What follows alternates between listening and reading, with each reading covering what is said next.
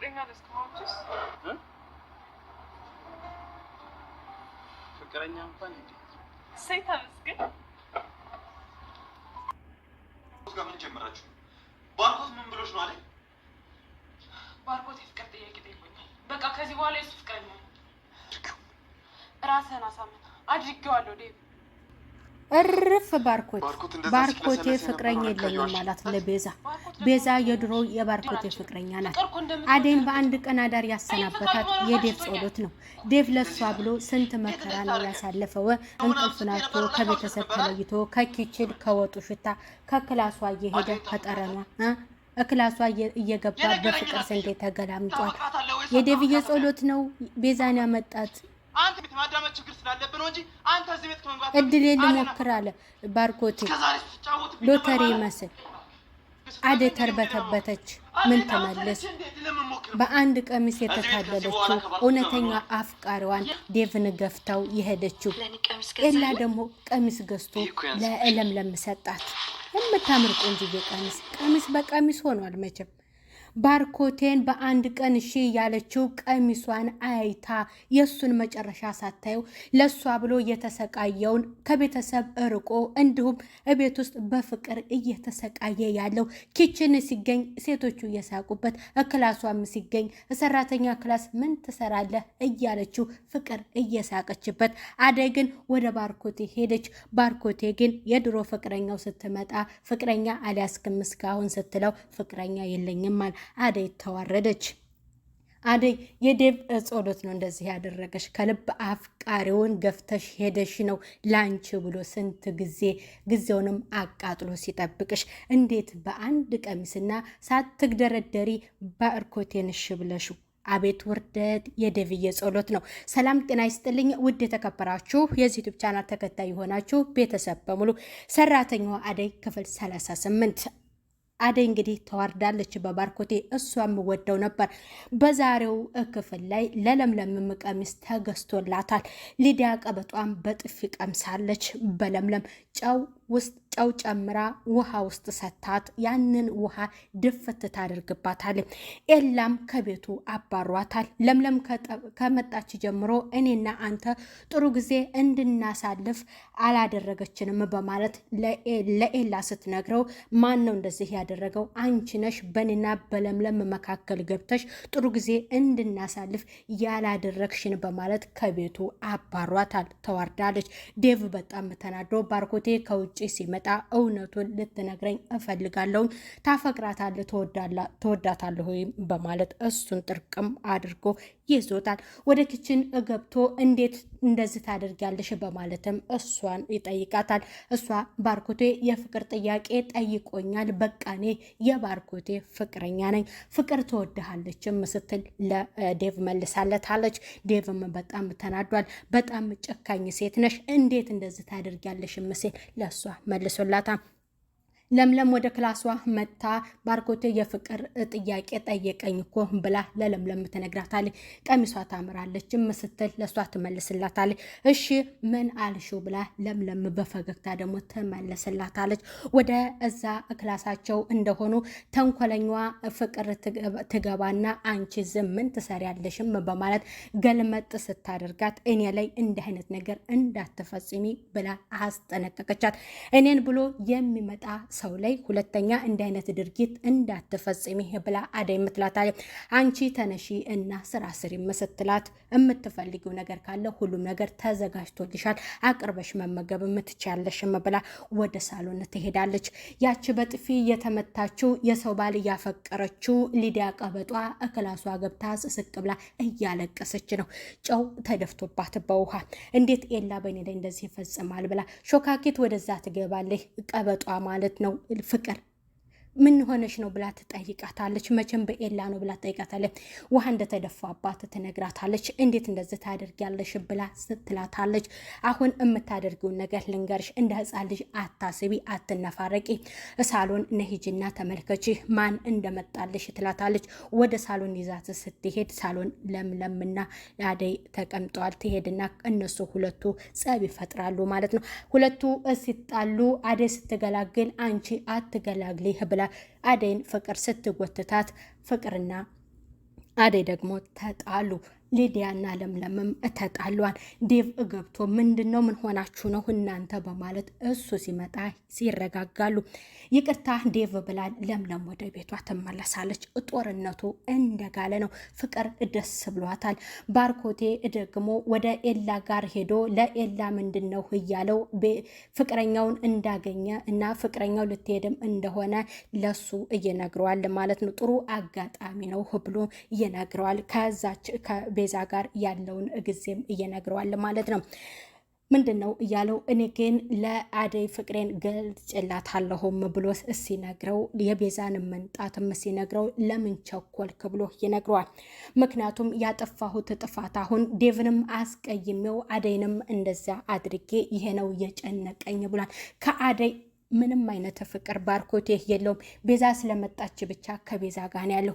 ቤዛ መታለች። ፍቅሬን ረግጠሽ ስትሄጂ ያን ጊዜ እኔን መቼ አስታወሽኝና ነው ለምን መጣሽም በማለት ፍቅረኛውን ይጠይቃታል። ያ ትክክል አልነበረም። ያብሮኝ የነበረው የአክስቴ ልጅ ነው። አክስቴም አሁን እሞታለችም በማለት ለሱ ታስረዳዋለች። ይቅርታ አድርግልኝ በተሳሳተ አመለካከት ስለገመትኩሽ ብሎ ለሷ ይነግራታል። ምንም አይደለም ብላ እሷ ትነግረዋለች። እሺ አሁን ላይ ፍቅረኛ ይዘሃል ወይ ብላ ትጠይቀዋለች። ምክንያቱም እንዲህ አይነት ድርጊት የአክስትሽ ልጅ መሆኑን ለኔ መንገር ነበረብሽ ብሎ ይነግራታል። ፍቅረኛ ይዘሃል ወይ ብላ ስትጠይቀው የለኝም ብሎ ሽምጥጥ። አደይ ዝጋ ውርደት ውስጥ ገባሽ። ምን አንጦለጦለሽ ለአንቺ ዋጋ የከፈለልሽ የተንከራተተልሽና የደከመልሽን በጥቅም ቀይር አደረሹ። ለዛውም በአንድ ቀሚስ። እንዴት ሲሮጡ የታጠቁት ሲሮጡ ይፈታል አይደለም የሚባለው? ክብር ለሚሰጥሽ ዋጋ ሰጥተሽ ቢሆን እንደዚህ አትወይም። አደይ አሁን ከሁሉም ውጭ ናት። ከባርኮት የማትሆ የለችም፣ ከዴቭም የለችም።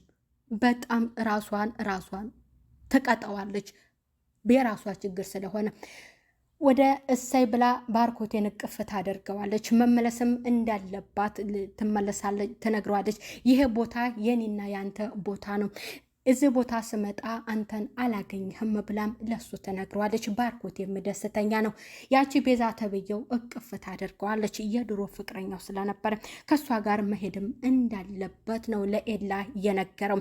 ለኤላ ሲነግረው ኤላ መንገርህ ጥሩ ማለት ያን ያክልም እንትን የሚያስቀይም አይደለም፣ ግን መቸኮል አልነበረብህም ብሎ ይነግረዋል። ዴቭን እዚህ ጋር አስቀይመዋለሁ። ዴቭ ይወዳታል፣ እያፈቅራታል። እሱን አስቀይሜ ነው እኔ ስለማፈቅራት ሀሳቤን የገለጽኩታል። ፍቅርና መውደድ አንድ አይደለም። እዚህ ጋር ቢያፈቅራት አደይን በዚህ መልክ እንደዚህ ያደርጋትም ነበረ። እሷን የሚወዳት ልጅ ግን ዴቭ ነው። ለእሷ ዋጋ የከፈለው ዴቭ ነው። ባርኮቴ ለእህቱ ተደርቦ እህቱን ከዛ ቤት እንደጠፋችበት አደይን አባሯታል። ያን ሀብል እንደጠፋ ሌባናትም ተብሎ ደመቀ ሲያስጠረጥር አባሯታል። ያን ጊዜ በወዳትና ቢያፈቅራት ዋጋ ይሰጣት ነበረ። አንተ እንደዚህ በማድረግህ አዝኜብሃለሁ ብሎ ዴቭ ደረጁ ላይ ተቀምጦ አደይ የእኔ ካንቺ ሌላ ህይወት የለኝም እያለ እሷን ፍለጋ ለመውጣት እየተንከራተተ እንቅልፋቱ ሲገላበጥ እንቅልፍ ያልወሰደው ዴቭ ነበር። ባርኮቴ ግን እንዴት እንዳሰበችው አደይ አላውቅም። በስተመጨረሻ ተዋርዳለች። ምክንያቱም የትክክለኛ አፍቃሪ ምላሽ እንደዚህ አይደለም። የባርኮቴ የዴቭ ጸሎት ነው አደይን እንደዚህ ያንከራተታት። ማንስ ግፍ ይዋላት? እንዴት ምኑን ወዳው? ምንስ አይነት ጊዜ ሰጥቷት? ምንስ ያክል እንክብካቤ ዋጋ ከፍሎላት ነው ለባርኮቴ እሺ እያለችው እጇን ጥርቅም አድርጎ ስለሳማት ያችን ቀሚስ ስለሰጣት ነው የተታለለችው። እሷም ፈዘዝ ብላ እሺ አሁን እሱ ምንም ካላለኝ እኔ በምንድን ነው መውደዱን የማረጋግጠው ብላ ለለምለም ነገረቻት። ምክንያቱም ኤላ ከቤዛ ጋር እንዲቀጥል ነው የነገረው ለባርኮቴ። ለምለም ምን እዝነሽ እንዴ ብሎ ለምለምን ሰላም ካላት በኋላ አደይን ግን ሰላም አላላትም። ቀጥታ ወደ ቤት ሲገባ አይኗ ክርተት ብሎ ከርቀት እያየችው ምን ሆኖ ነው ግን እንደዚህ የሆነው በማለትም ለምለም ነግራለን። አሁን ሊዲያና ፍቅር ሌላ ነገር ሳይሉት ገብተሽ ንገሪው በማለት ደግሞ እንድትነግረው ለምለም ነግራታለች። ወደዛ ስትገባ ዴቭ እየተንቆራጠጠ ነበረ። ባርኮቴ ሲገባ ምን ሆነህ ነው? ችግር አለው? እየተፈጠረ ነገር አለ በማለት ለዴቭ ሲነግረው አሁን ምንም ምላሽ ልትመልስልኝ አልፈልግም፣ የምጠይቅህን ጥያቄ ብቻ ትመልስልኛለህ። አደይን ትወዳታለህ፣ ታፈቅራታለህ ብሎ ለባርኮት ይነግረዋል። አንተ ራስ ወዳድ አትሁን፣ አዎ ካንተ በፊት እወዳታለሁ፣ አፈቅራታለሁኝ ብሎ ይነግረዋል። አንተ በጣም የማትረባ ሰው ነህ ብሎ የባርኮቴን አንገት ንቅ ያደርገዋል። ዴቭዬ እኔም እድል ልሞክር ብዬ ነው ብሎ ለዴቭ ሲነግረው አደይ ሎተሪ መሰለችው ሆይ እድልህን የምትጠቀምባት በማለት ይናደዳል። ሻንጣውን እያዘጋጃል። ወደ አክስታችን ቤት መሄድ አለብን፣ እዚህ ቤት ባርኮት አለበት ቤት እኔ መቆየትም አልፈልግም ብሎ ሻንጣውን ያዘጋጃል። እህቱ እኔ እዛ ቤት መሄድ አልፈልግም እባክህ ዴቭ እያለች እየለመነችው ነው። እንዴት ሰራተኛ ታፈቅራለህ? አፈርኩብህ ወንድሜ ብላ ፍቅር ተንኮለኛዋ ደግሞ ለወንድሟ ትነግረዋለች። ይህንንስ ማን ነገራችሁ ብሎ ተናገረ። ደግሞም ሳይጠይቃት እሷ መጥቶ የፍቅር ጥያቄ አቅርቦልኛል ብላ ተናግራ ነው ይሄ ሁሉ ችግር የተፈጠረው። እታለም ብትሰማ ይህንን ነገር እማዬ ብትሰማ ምን ይሰማ ምን እንደሚፈጠር ታውቃለህ ወይ በማለት ስትለው አይደለም ልትሰማ ምንም ነገር እንድትሰማ አይቻልም ብሎ ሻንጣውን አዘጋጅቶ ወዴት ልትሄድ ነው? አደይን ሲዛሃት ነው ወይ የምትሄደው ብላ ፍቅር ትጠይቋለች ለባርኮቴ። እኔ ልሄድ ነው ግን አደይን ይዣት አልሄድም በማለት ለአደይ ምንም አይነት ምላሽም የመለሰላት ነገር የለም። እየተጣሉ እያለ አንቺ ወንድሜን ምንድነው ያደረግሽው በማለት ሊዲያ ቀበጧ የአደይን አንገት እንቅት አደርጋታለች። ባርኮቴ እዚህ ጋር ለመገላገልም አልሞከረም። በራሷ ሰዓት ነው እየለቀቀቻት። ዴቭም ተናዷል፣ አዝኖባታል፣ ተከፍቶባታል። በባርኮቴም አዝኖበታል። ያለውን ምስጢር አካፍየህ አንተና እሷ ግን በሌላይ እንደዚህ ስታደርጉብኝ ነበረ፣ በጣም መጥፎና ጨካኝ ሴት ነሽ በማለትም ለአደይ መልሶላታል። ባርኮቴ ትልቅ ስህተት ነው እዚህ ጋር እየሰራው። አደይም አጥፍታለች። አደይ ለእሷ የሰጣትን ዋጋ አልተቀበለችም። እሷ ግን የተታለለችው በጥቅም ነው ማለት ነው። ጥቅምና ለሷ የሚገባትን ክብር ለይታ ማወቅ አልቻለችም። በባርኮቴ ዴቭ አዝኖበታል። ባርኮቴም ወደ ቤዛ ወደ ድሮ ፍቅረኛው ሄዷል። አደይ ጋር የት ነው የምትቀረው? ባርኮቴና ዴቭም ሻንጣቸውን ሁለቱም ወደ ሳሎን አንጥተው ወርውረውታል። ምክንያቱም ያም ሊሄድ ነው ብሎ ሻንጣውን አዘጋጅቷል፣ ይሄኛውም ሊሄድ ነው ብሎ ሻንጣውን አዘጋጅቷል። እባክህን አንሄድም በማለት እህቱ ደግሞ ሊዲያ ዴቭን እየለመነችው ትገኛለች። ፍቅርም ባርኮቴ የት ነው የምትሄደው እያለችው እየለመነችው ትገኛለች። ኤላ ምርጥ ፕሮግራም አዘጋጅቶላት የፍቅረኛው ልደት ነበርና ከአደይ ጋር ስትመለሱ ወደ ቤቷ እሷ በማታውቀው ፕሮግራም አዘጋጅቶላት እሷን አስደስቷታል፣ አመስግናዋለች። በፊት ሰራተኛ እንደነበረች አሁን ደግሞ ትልቅ ክብር ሰጥቷታልና ኤላ መልካም ሰው ነው።